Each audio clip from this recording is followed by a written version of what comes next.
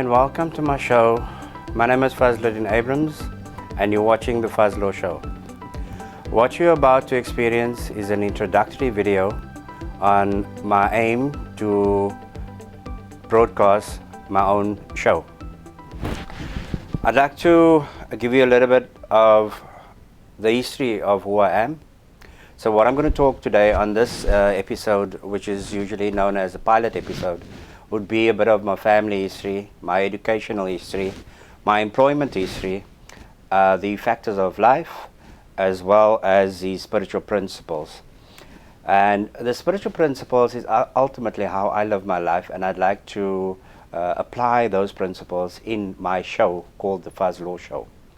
And the underlying foundation of The Fazlo Show would be, what does the law say compared to what is the right thing to do? In other words, what is a spiritual principle thing to do if you have to compare what the legal principles says or provides for individuals to deal with one another, be it as a private individual, a person to person, or person to organization, or person to government, or organization to government. So, to touch on my family history, I am the youngest of three brothers who were born from parents being my mom, Kulsum Abrams, and my late father, Johar Abrams. My two siblings is Farid and Sharif, and I want to give acknowledgement to the other siblings which my father bade, namely Rafiq, Jawad, and Faranaz. And I want you, the viewers, to know that family is very important.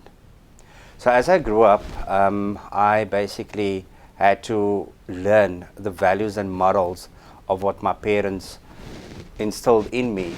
And one of those was that family was the most important thing in your life to consider. And as I grew up, I realized that yes, family is the most important thing to do. However, one has to also consider the aspect of, are they right? Are they wrong? Are they doing the principal thing? So, in a nutshell, I'm the youngest, and I'd like to dedicate today's episode to my mom, as it is being recorded on Mother's Day. My educational history, as I grew up on the Cape Flats in the area known as Mitchells Plain, I matriculated in at a school known as Spine Road High Secondary. So it's Spine Road Secondary, and that is located in Rocklands, Mitchells Plain. I matriculated in 1991, and thereafter I became self-employed. Shortly after being self-employed, I realized that I'd like to test the market of being employed. And what I found myself doing was, I was working at a firm, an accounting firm in the CBD, Cape Town, where I started working as a filing clerk. Thereafter, shortly within a few months, they promoted me to being a data capturer. And after that, I became a junior accounts clerk. It really gave me an opportunity to find out much about what the corporate world was like and how to interact with individuals within the corporate space. However, that was short-lived when I made a choice to enter back into the realm of self-employment, and I joined my brothers in what we had is a car dealership. And the car dealership ultimately afforded me an opportunity to travel South Africa.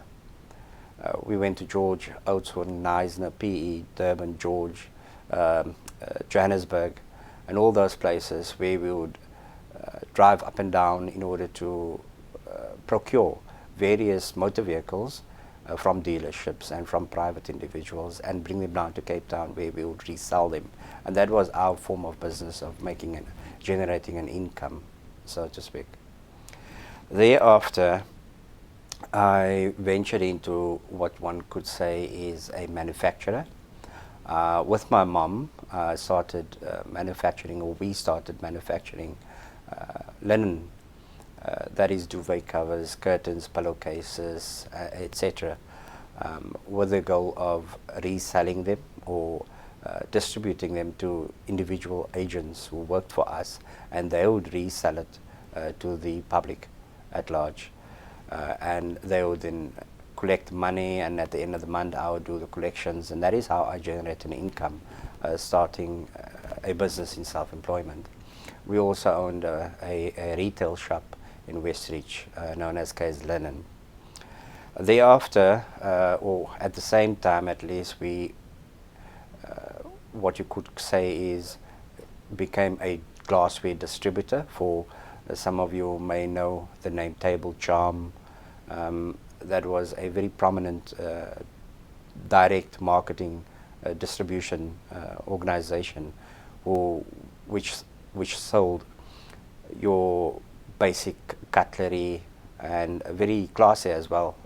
There were different type of cutlery, different type of crockery, and we would distribute that to the individual agents, where they would then on-sell it to the public, where the public would then pay on a monthly basis. Thereafter, I became an owner of a takeaways, a fast foods outlet, and the opportunity that particular business gave me was seeing all different type of lifestyles, different type of people, different type of characters in the surrounding of the Cape Flats, as the takeaways, the fast foods outlet, would operate from the early morning to the late evening, and after pretty soon it became a 24-hour, 7 days operation. It would be non-stop, and we ran 3 shifts, so it was quite busy, very lucrative, to the point where I was able to remove myself from Mitchells Plain, my residence, and I moved to Vredekloof in Brackenfell. I found myself living in Vredekloof, Brackenfell for many years, for 11 years, and as you know, many of you who have seen the video of Faisal Sayed TV show, on the 2 episodes which he aired on my lifestyle and my struggle with the alcohol and drug abuse. But nevertheless, I want to focus on my history and what this show is all about. So the fast foods was, like I said, it was quite lucrative, but it also brought its challenges, where the constant management of individuals, the staff members, running 3 shifts, it was rather daunting, and it took its toll. I, for some reason, just focused on what I could do next, and that choice was the real estate company. But before I go there, I'd like to speak about the cellular shop, which I then opened up. I did a course on the repairs of cell phones, and I opened a cell phone shop. I would buy and sell cellular phones, and I would repair them for clients as well, and that included computers, so it would be plug and play, replacing motherboards, selling keyboards and mice to the public, who my clients and customers. Thereafter, I felt that I needed a break, and I found myself entering a space of rehabilitation. Shortly after the rehabilitation, I came back into being a productive member of society, and I then did a course on real estate. I did an online academy certificate, and I passed with high marks.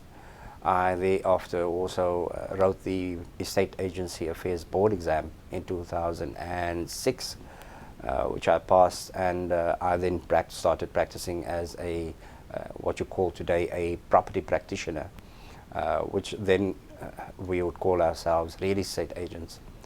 And that was rather interesting. I really found it enjoying. I I met a lot of people, and I realized that what is beautiful, what is acceptable in a house is not as acceptable for others, and what I may consider as not acceptable to someone was completely acceptable to another. So I realized that when selling a property, it's not what you like, it's what the buyers like, what the seller is comfortable with selling, and how they present themselves, how they present their property. So you need to guide them. So that gave me a lot of people skills, which I enjoyed really. Nevertheless, shortly thereafter, I decided to study law as a result of a rather compassionate approach with another close friend of mine, and I started studying law in 2009. The law degree was very challenging, but I was high-spirited. I was very committed and motivated, and I found myself completing my law degree in 2015, or at least 2014, where I graduated with 10 distinctions in various fields of law. In 2015, I was admitted as a practicing attorney in the High Court of Western Cape, and it's where my law practice started. I found myself starting to employ people, and I really enjoyed it because I was also serving people and getting paid for it. And I think that in the beginning it was quite difficult for me to find value in what I've achieved, and I found it very difficult to charge people the fees that we were allowed to charge. But nonetheless, I started finding my true value for the studies and the efforts that I've made, and I started practicing in Mitchells Plain. And shortly thereafter, I moved to, about 4 years ago, 4 years later, I moved to Cape Town CBD, where my practice is right now. And under COVID-19, we find it very difficult. So yes, I am in Cape Town CBD and I'm battling to survive, but I believe that the principles of life that I apply, and also the business acumen which I have managed to attain over the years, is giving me an opportunity to do this video and to do things differently, to speak to the clients out there via social media and on video, and I trust that I would be able to still serve many clients in order to find recourse for them. I think the Fuzz Law Show is ultimately a show which speaks about the legal principles, but more importantly, the spiritual principles. So I ask myself, in order to maintain a balance in life, which factors is affected by these spiritual principles? And I look at 5 factors, which is the emotional balance in me. Am I emotionally mature? Can I deal with an individual without becoming emotional, in order to maintain my serenity, in order to maintain my love and compassion and patience? And I'd like to say that I am. I don't get upset or angry quite easily, and that is important for me. So therefore, the emotional balance that one needs to have is rather important. The mental balance, so how do I think? What perspective do I have? What philosophy do I follow? What religion do I follow? All of those might be different facets of a mental application, and you will have definitely a different outcome every time when you apply the various or the respective facet. Whether you apply the religious, for example, if I speak about my religion and I apply the religious factor, I have to consider the fact that I'm allowed to walk outside with my wife where she's not allowed to wear a scarf, and that is obviously her choice, but as my wife, she respects the religious beliefs and principles and standards that we live by. And that is an aspect of a mental or a religious mental application. The other part is obviously me as an attorney, and I have to then separate my religious barriers and principles and ask myself, I am dealing with a client, and the client may not be the same religion as what I am, so I have to think like, what is my client wanting? Are they coming for a legal principle and the recourse in what law provides for them? So I have to then put on my my legal mental cap when it comes to dealing with clients in law. And then I have obviously the mental capacity as a father, the mental capacity as a son, and the mental capacity as a sibling. All of these different facets in life is what I need to consider, and the mental application of those facets certainly indicates what my response and action is when it comes to that particular question in life. The physical facet or factor that I have to maintain a balance on is, do I consider my health? Do I consider what I eat?